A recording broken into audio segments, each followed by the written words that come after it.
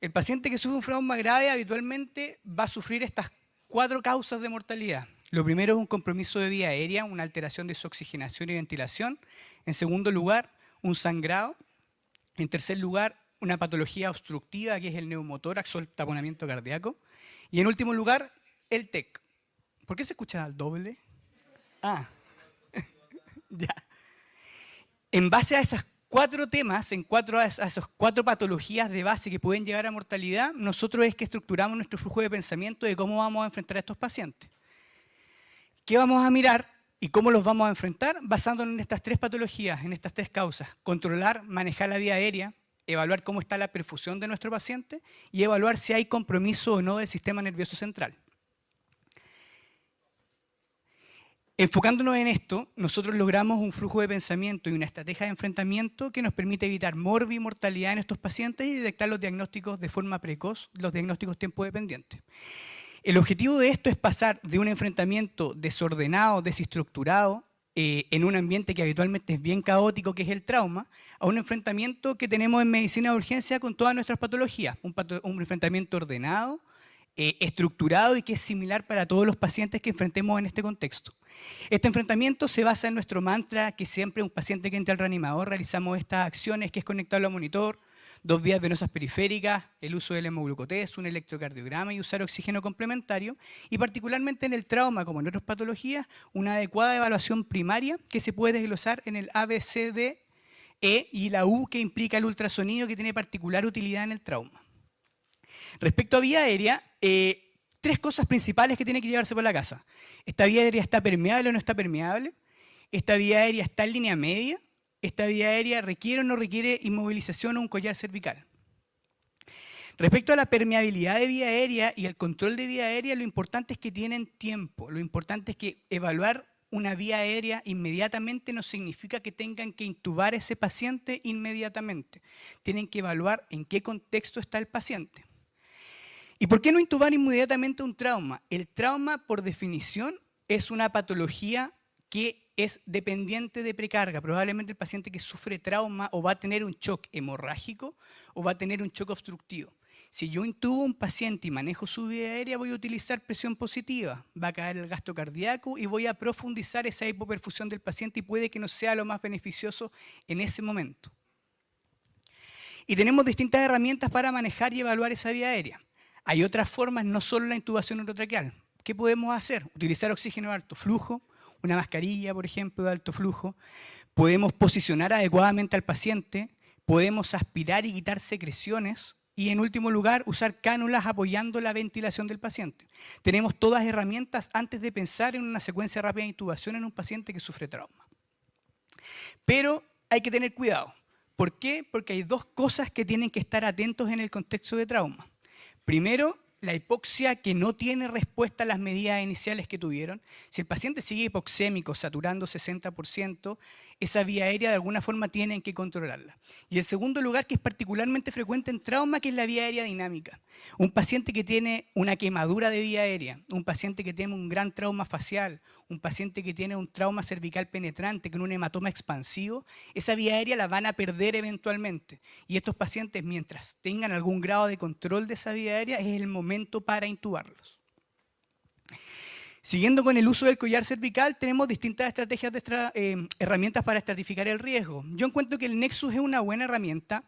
Hay otras como la regla canadiense que tienen mayor sensibilidad y especificidad, pero son más complejas de utilizar en un contexto de trauma que puede ser bastante caótico.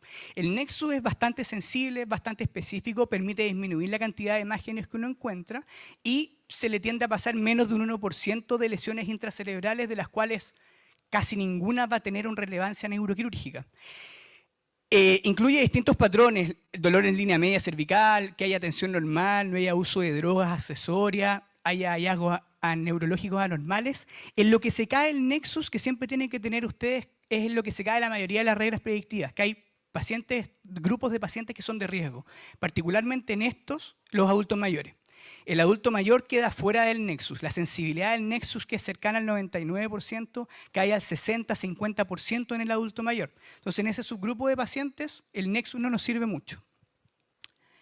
Y en último lugar, Y en último lugar, la desviación traqueal. La desviación traqueal es importante detectarla porque es un elemento clínico que les puede orientar hacia un neumotórax. Acordarse que cuando existe desviación traqueal, existe un neumotórax expandido y la desviación traqueal será contralateral al lugar que tiene el neumotórax. Respecto a la ventilación, principalmente lo que tienen que evaluar, frecuencia respiratoria, saturación, uso de musculatura accesoria y la asimetría o simetría torácica, principalmente buscando el neumotórax en este contexto en particular. El neumotórax en sí solo no es peligroso, lo que es peligroso es el neumotórax a tensión. El neumotórax a tensión es la presencia de un neumotórax con compromiso hemodinámico, secundario a un desplazamiento del mediastino que comprime cavidades derechas y produce una caída del gasto cardíaco. Y el manejo de esto es urgente. Ustedes detectan un neumotórax clínicamente o con ultrasonido, como lo vamos a ver más adelante, y ustedes tratan el neumotórax. ¿Y cómo se trata el neumotórax? Con una toracostomía, que puede ser con dedo, con aguja o con un tubo pleural. La toracostomía con dedo descrita típicamente en el ATLS o por enfrentamiento más quirúrgico es en el segundo espacio intercostal, línea media clavicular. Y actualmente se recomienda también poder utilizar la línea axilar anterior, cuarto o quinto espacio intercostal, principalmente por la diferencia de profundidad. Si se fijan, la profundidad que tiene el tórax en línea axilar anterior es menor, entonces es más fácil llegar. Con aguja, idealmente conectada a una jeringa con un poco de suero o agua para detectar la salida de burbuja y hacer una especie de mini trampa de agua. ¿Ya? Esa es la forma más fácil de detectar que efectivamente está en el lugar correcto. Otra forma, si es un trauma grave, si está en el línea axilar anterior, es entrar con una toracostomía con dedo, o sea, en el lugar donde el cirujano pone el tubo de tórax, hacer la incisión quirúrgica, la dilatación y entrar con el dedo y palpar que están dentro del tórax. Esa es otra forma de asegurarse de que efectivamente están corrigiendo la patología que tiene el paciente en ese momento. Respecto a la perfusión, ¿qué se evalúa? Que lo describe muy bien el doctor Venegas en su presentación de evaluación primaria, tiene que evaluar distintas cosas. Frecuencia cardíaca, presión arterial, pero además la perfusión clínica. Y la perfusión clínica la da clínicamente el paciente.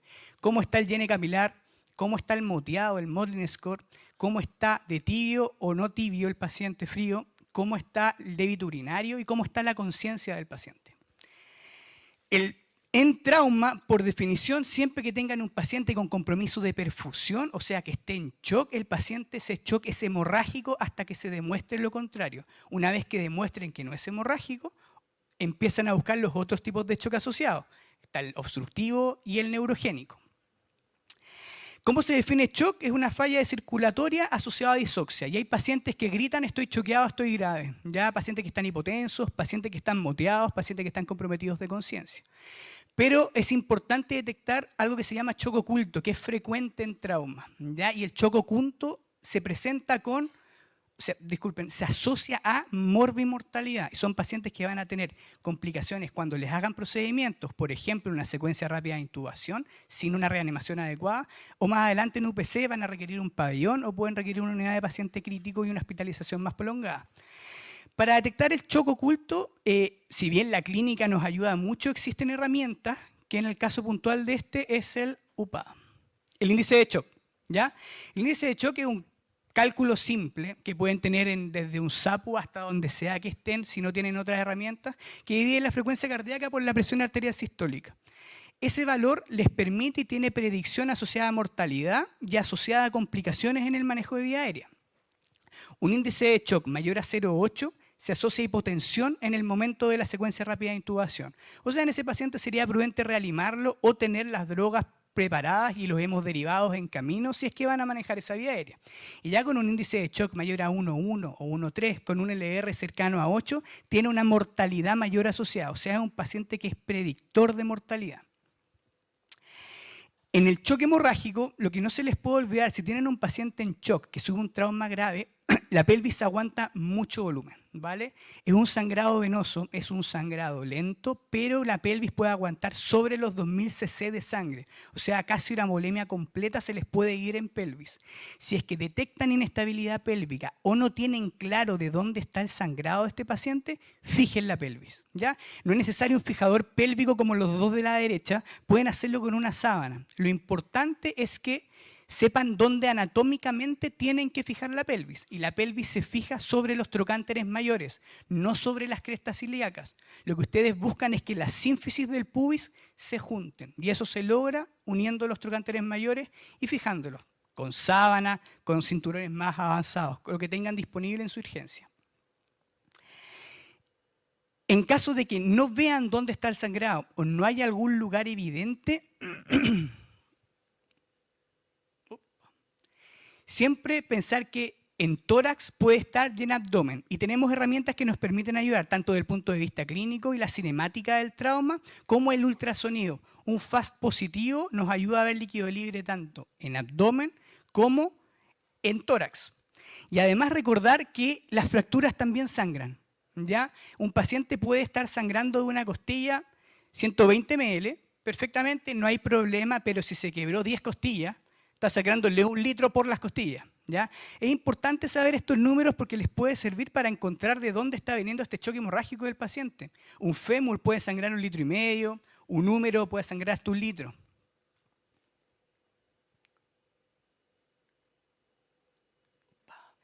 Y en el contexto de choque hemorrágico, el manejo es la reanimación hemostática, ¿ya? No me voy a explayar en eso, cada componente de la reanimación hemostática es una clase en sí misma, pero los pincelazos y las ideas que se tienen que llevar en base es que tienen que evitar el uso de cristaloides, ¿vale? Los cristaloides no coagulan, están fríos y hemodiluyen lo que ya tiene el paciente, no van a ser beneficiosos en el trauma. Si van a transfundir, idealmente en una proporción 1:1:1 de plaquetas, glóbulos rojos y plasma fresco congelado.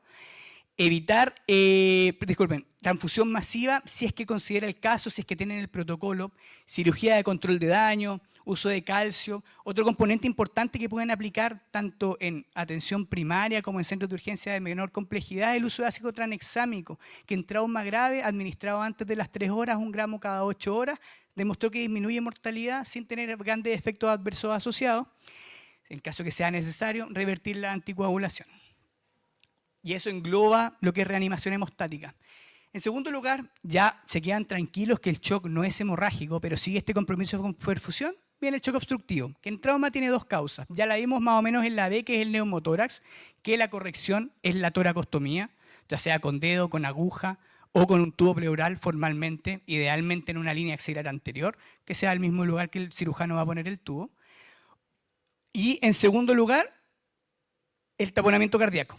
El taponamiento cardíaco, lamentablemente, la clínica de ruido disminuido, alternancia eléctrica en el electrocardiograma no son lo mejor. Y tenemos la herramienta de la ecocardiograma que nos permite diagnosticarlo de forma más rápida, sobre todo en trauma penetrante torácico. En el momento que el taponamiento cardíaco se diagnostica, o sea, un derrame pericárdico en contexto de trauma asociado a hipotensión, el manejo es complejo, ¿ya? Pero tiene que ser rápido.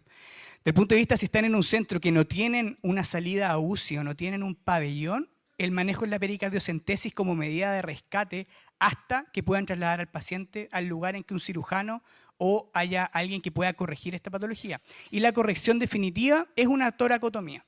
Ese es el manejo de un derrame pericárdico, un taponamiento cardíaco. Respecto al ultrasonido, un par de palabras. Nosotros lo usamos harto, es un mundo el ultrasonido, pero como decía el doctor Venegas también en su presentación, es fácil de usar porque nosotros buscamos cosas, no somos radiólogos, buscamos cosas bastante groseras en el ultrasonido. ¿Y qué vamos a buscar? El protocolo IFAST es el que se utiliza en trauma, ¿ya? Este protocolo tiene distintas ventanas, tanto torácicas como abdominales, buscando líquido libre tanto en abdomen, en pericardio, como el neumotórax. ¿Cuál es la gracia que tiene el FAST? Que es particularmente útil en el paciente que les llega grave. Ahí es donde su mayor sensibilidad, su mayor especificidad y su mayor valor predictivo negativo.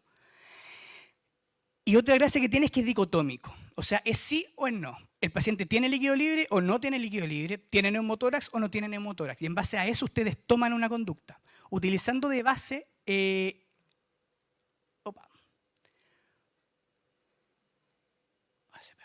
Bueno, dame un segundo al cigarro. Nos fuimos, pero... Utilizando de base la estabilidad hemodinámica del paciente, ustedes pueden definir este resultado dicotómico. Si el paciente está estable hemodinámicamente y tiene un FAST positivo, tiene algún accidente de alto riesgo, alta energía, el paciente va a escáner con tranquilidad. Si el paciente está inestable, les permite tomar conducta. Un FAST positivo va a pabellón, si es el abdomen, se pone un tubo pleural, si es un hemotórax, va a... toracotomía, de ser necesario un taponamiento cardíaco. En caso que esté negativo, es el problema. Si tienen un paciente inestable con FAST negativo, tienen que preguntarse dónde está sangrando este cristiano. ¿ya? Y eso, lo relevante y las dos cosas que tienen que ir a preguntarse principalmente es que no sea un sangrado retroperitoneal o que no se les haya pasado en el paso anterior evaluar la pelvis. ¿Qué era esa diapositiva? Del punto de vista neurológico, el examen neurológico en el reanimador de trauma es simple. Son tres cosas que tienen que enfocarse. Pupilas isocóricas reactivas, estado de conciencia utilizando la escala de Glasgow y por último si el paciente moviliza o no las cuatro extremidades. ¿Cuál es la principal conclusión que tienen que sacar de esa evaluación? Si existe posibilidad de que el paciente tenga compromiso del sistema nervioso central y tenga un TEC. ¿Por qué? Porque se nos caen algunas medidas. Por ejemplo, la hipotensión permisiva que habíamos hablado en la reanimación hemostática. No pueden mantener un paciente con un trauma cerebral y un TEC hipotenso. ¿Ya? Es la contraindicación. Y lo segundo es que tienen que empezar las medidas que nosotros realizamos, que es la neuroprotección. Mantener al paciente normotenso, normoglicémico, normocárdico, con buena temperatura. ¿Ya? Respecto a la exposición, simple. Lo primero es examinar al cristiano por todos lados. ¿Ya? Sáquele la ropa, descúbralo completo, examínenlo siempre por detrás del trauma. Muchas veces pasa que hay heridas de entrada y de salida que no están viendo.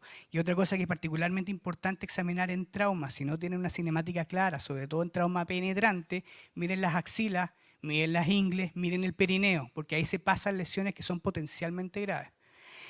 Lo otro, el paciente viene húmedo, viene mojado, viene bañado en sangre, en barro, quítenle todo, séquenlo, pónganle ropa seca y empiecen a recalentarlo. Parte de la mortalidad del trauma y de la coagulopatía se relaciona con hipotermia y es parte de sus preocupaciones durante la evaluación primaria. Apa. Bueno, y lo último, que no se le olviden las extremidades. ¿Ya?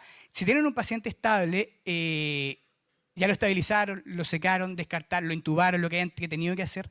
Recuerden que las extremidades y la pérdida de funcionalidad de una extremidad también puede ser severa y puede ser rápida. Entonces, una vez que logren la estabilidad, mírenle las cuatro extremidades de su paciente, vean que esté bien perfundido, que neurovascularmente esté bien y tengan alta sospecha por un síndrome compartimental para derivar a donde corresponda. ¿Vale? Bueno, y ahora va para todos lados, pero esa era la presentación.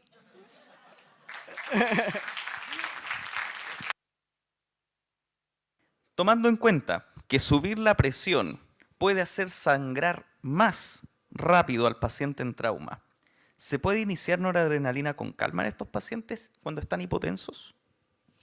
Ahí se escucha, ¿cierto?